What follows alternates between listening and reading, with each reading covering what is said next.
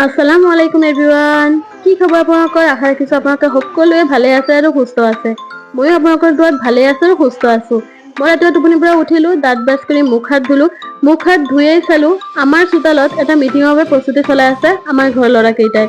যিহেতু মোৰ mother in লৰ সুলভ মূলৰ দোকান আছে, গতিকে আমাৰ মাননীয় মুখ্যমন্ত্ৰী ডাঙৰীয়াই 10 তাৰিখে দিনৰ 10 বজাত ৰেচন হিতাধিকাৰীসকলৰ মাজত মচুৰ দাইল, নিমখ আৰু চেনি বিতৰণৰ আঁচনিখন আনুষ্ঠানিকভাৱে কৰিবলৈ দিছে।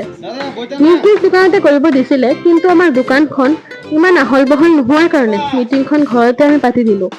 মানুহ মিটিঙত আহি উপস্থিত হ'ল। মই জলদিকে সকলোৰে বাবে চাহ বনাই দিলো। সকলোকে দাইল, চেনি আৰু নিমখ দি ভালে ভালে মিটিংখন আমি শেষ কৰিলো।